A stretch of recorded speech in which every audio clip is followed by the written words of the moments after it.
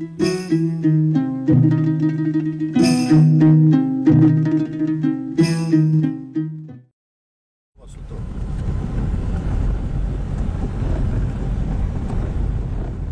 দর্শক, আজ আপনাদেরকে দেখাবো উহুদ ময়দানের সেই ঐতিহাসিক গুহা।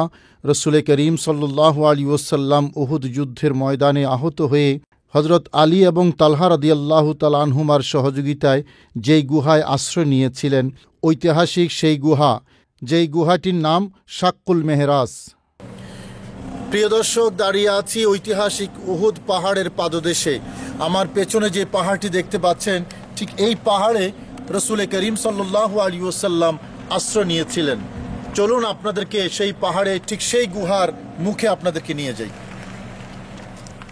প্রিয় দর্শক, শাক্কুল মেহরাজ গুহাটি উহুদের ময়দানের উত্তর পাশে উহুদ পাহাড়ের উপরে অবস্থিত।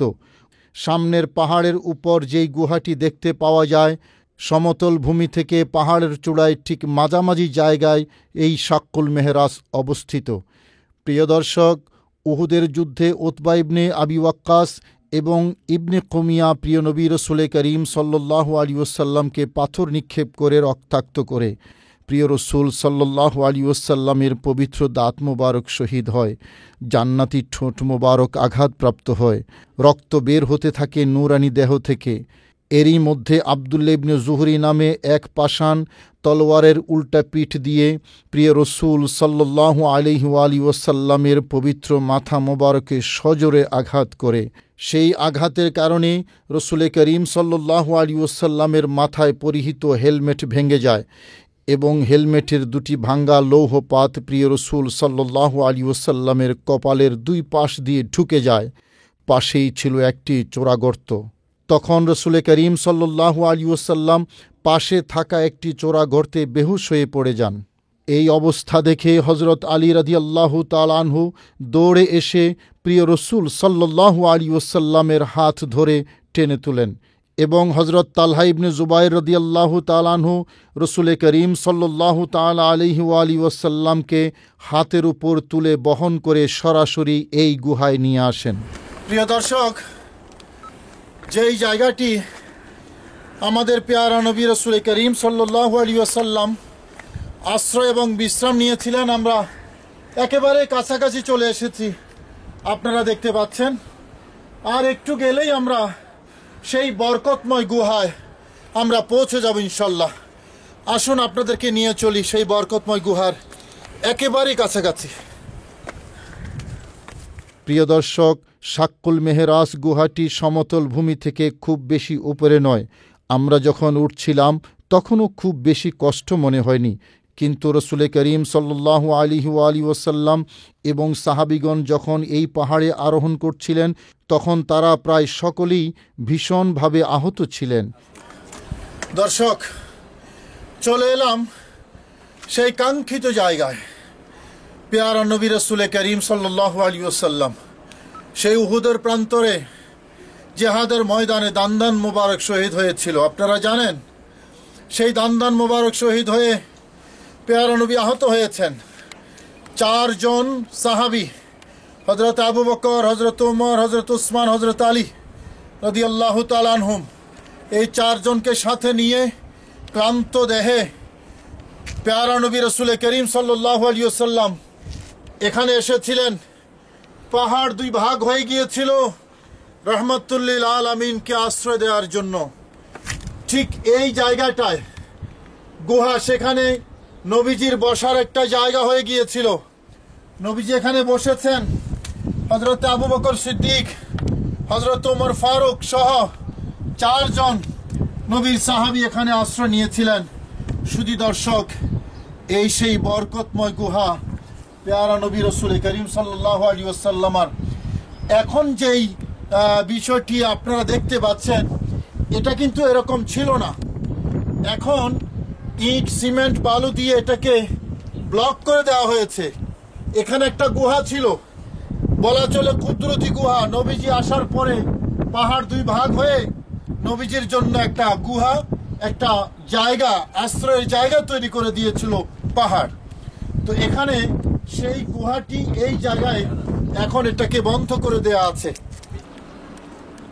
যে তালহা ইবনে জুবায়ের রাদিয়াল্লাহু তাআলা আনহু প্রিয় নবী রাসূল করিম সাল্লাল্লাহু আলাইহি ওয়াসাল্লামকে বহন করে এই শাক্কুল মেহরাজে নিয়ে এসেছেন, তার দেহেও ছোট বড় ৭০টি আঘাতের ক্ষত ছিল। পাষণ্ড এক কাফের যখন প্রিয় নবী রাসূল করিম সাল্লাল্লাহু আলাইহি ওয়াসাল্লামকে বহন করে আনার সময় তলোয়ার দিয়ে আঘাত করছে, তখনও প্রিয় নবী রাসূল করিম সাল্লাল্লাহু আলাইহি ওয়াসাল্লামকে সেভ করার জন্য হযরত তালহা ইবনে জুবায়ের রাদিয়াল্লাহু তাআলা আনহু হাত দিয়ে সে আঘাত প্রতিহত করেছেন এবং তাতে হযরত তালহা ইবনে জুবায়ের রাদিয়াল্লাহু তাআলা আনহুর অনেকগুলো হাতের আঙ্গুল হাত থেকে বিচ্ছিন্ন হয়ে মাটিতে পড়ে যায়। সাহাবায়ে কেরামের অনেকেই এমন আহত ছিলেন।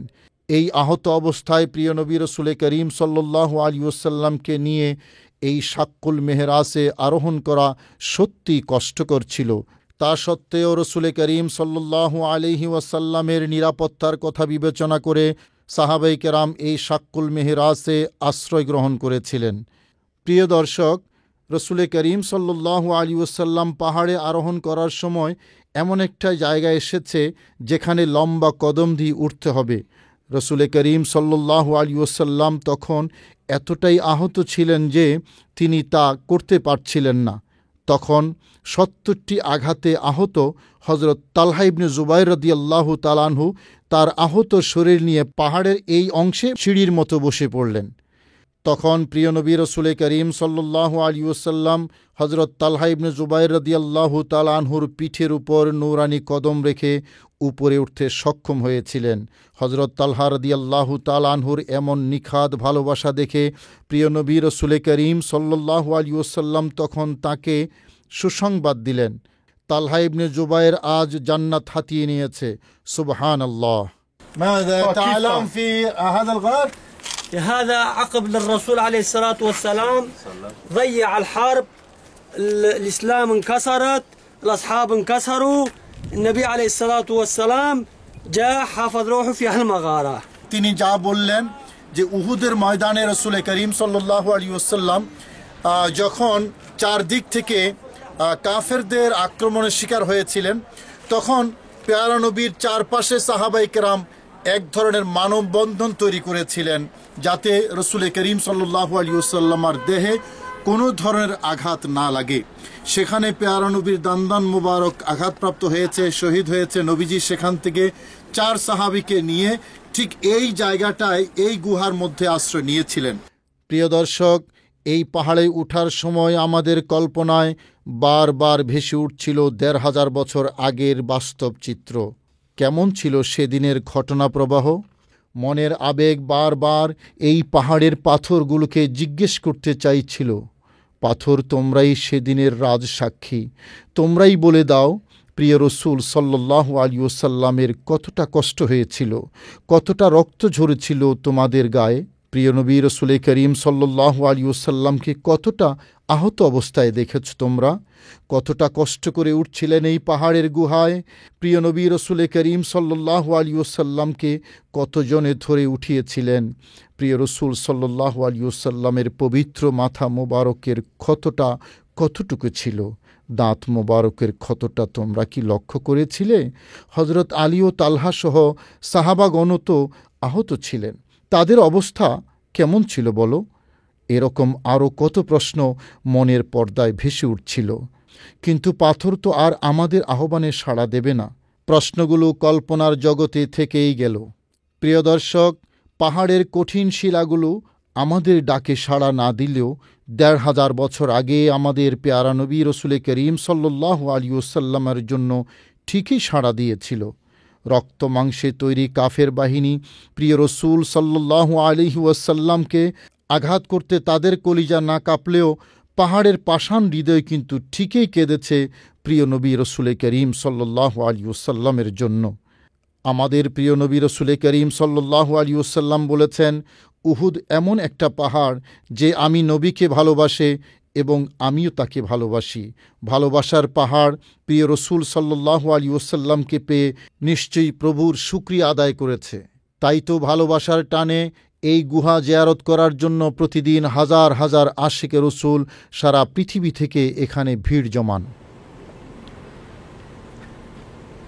محمد سيد الكونين والثقلين والفريقين من عرب ومن عجم مولاي صل وسلم دائما أبدا على حبيبك خير الخلق كلهم مولاي صل وسلم دائما أبدا على حبيبك خير الخلق كلهم هو الحبيب الذي ترجى شفاعته هو الحبيب الذي ترجى شفاعته لكل هول من الأهوال مقتحم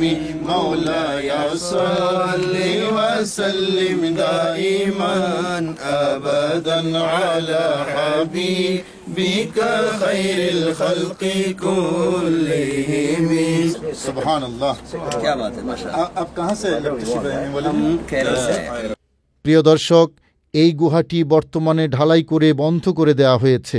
মূল গুহাটি এই ঢালাইয়ের পেছনেই আছে। প্রিয় দর্শক, এই ছোট গুহাটি একটি দুর্গের মতো ছিল। প্রিয় নবী রসুল করিম সাল্লাল্লাহু আলাইহি ওয়াসাল্লাম এখানে ঢুকেই শুয়ে পড়েছিলেন। যেই পাথরের উপর মাথা মোবারক রেখে পেয়ারা নবী রসুল করিম সাল্লাল্লাহু আলাইহি ওয়াসাল্লাম শুয়েছিলেন তা বালিশের মতো নরম হয়ে গিয়েছিল। রসুল করিম সাল্লাল্লাহু আলাইহি ওয়াসাল্লামের সাথে এই গুহার মধ্যে যে কয়জন সাহাবী ছিলেন তারা সকলেই অসংখ্য আঘাতে ব্যথাতুর হলেও নিজেদের দিকে কারোরই খেয়াল করার সময় নেই। সকলেই ব্যস্ত হয়ে পড়েছেন প্রিয় নবী রসুল করিম সাল্লাল্লাহু আলাইহি ওয়াসাল্লামকে সেবা দেওয়ার জন্য। হযরত ফাতেমা রাদিয়াল্লাহু তাআলা আনহা রসুল করিম সাল্লাল্লাহু আলাইহি ওয়াসাল্লামের মাথা এবং চেহারা মোবারকের রক্তগুলো মুছে দিচ্ছিলেন। রসুল করিম সাল্লাল্লাহু আলাইহি ওয়াসাল্লাম পিপাসায় পানি পান করার জন্য চাইলেন। একটু পানি আনা হলো, কিন্তু সে পানি খাওয়ার উপযোগী ছিল না বলে রসুল করিম সাল্লাল্লাহু আলাইহি ওয়াসাল্লাম তা আর পান করলেন না। হযরত আলী রাদিয়াল্লাহু তাআলা আনহু সে পানি ঢেলে দিয়ে রসুল করিম সাল্লাল্লাহু আলাইহি ওয়াসাল্লামের শরীরের রক্তগুলো পরিষ্কার করতে লাগলেন। আহ, কি করুণ দৃশ্যই না ছিল তখন। প্রিয় দর্শক, রক্তপিপাসু কাফের সৈন্যদের একদল প্রিয় নবী রসুল করিম সাল্লাল্লাহু আলাইহি ওয়াসাল্লাম এখানে আছেন সে সংবাদ পেয়ে পাষণ্ডের দল এখানে এসেও হাজির হলো। সমতল ভূমি থেকে তারা যখন প্রিয় নবী রসুল করিম সাল্লাল্লাহু আলাইহি ওয়াসাল্লামকে পুনরায় আক্রমণ করার জন্য উপরে আরোহণ করতে লাগল, তখন রসুল করিম সাল্লাল্লাহু আলাইহি ওয়াসাল্লাম এই গুহাতেই ছিলেন। হযরত ওমর রাদিয়াল্লাহু তাআলা আনহু রসুল করিম সাল্লাল্লাহু আলাইহি ওয়াসাল্লামের নিরাপত্তার জন্য কাফের সৈন্যদের প্রতিহত করার লক্ষ্যে জীবন বাজি রেখে উহুদ যুদ্ধের পরে বলা চলে আরেকটি যুদ্ধ শুরু করেন। লড়ে যান বীর দর্পে। কাফের সৈন্য সমতল ভূমি থেকে যেটুকু উপরে উঠেছিল, হযরত ওমর রাদিয়াল্লাহু তাআলা আনহুর বীরত্বের সামনে তারা লেজ গুটিয়ে সেখান থেকে সরে যেতে বাধ্য হয়। দর্শক, ভালোবাসার এই পাহাড়ের প্রতি আমাদেরও ভালোবাসা জমেছে অনেক। প্রিয় নবী রাসূল করিম সাল্লাল্লাহু আলাইহি ওয়াসাল্লাম যাকে ভালোবাসেন তার প্রতি ভালোবাসা প্রদান করা আমাদের সকলেরই দায়িত্ব। যুদ্ধের ফলাফলে কাফের বাহিনী অনেকটা আনন্দিতই ছিল। ৭০ জন সাহাবী শহীদ হওয়া এবং প্রিয় নবী রাসূল করিম সাল্লাল্লাহু আলাইহি ওয়াসাল্লাম সহ অনেক যোদ্ধা আহত হওয়া তাদেরকে প্রশান্ত মনে মক্কার উদ্দেশ্যে ফিরে যেতে প্রলুব্ধ করেছে। যুদ্ধের ময়দান ছেড়ে তারা যখন মক্কার পথে রওনা হলো, তখন প্রিয় নবী রাসূল করিম সাল্লাল্লাহু আলাইহি ওয়াসাল্লাম নামাজ আদায় করার জন্য এই শাক্কুল মেহরাজ থেকে নিচে নেমে আসেন। প্রিয় দর্শক, রাসূল করিম সাল্লাল্লাহু আলাইহি ওয়াসাল্লাম এবং সাহাবায়ে কেরাম ক্ষতবিক্ষত দেহ নিয়ে গুহা থেকে নেমে সমতল ভূমির যেই জায়গায় গিয়ে নামাজ আদায় করেছেন, আমরাও আপনাদেরকে নিয়ে সেখানে রওনা হলাম।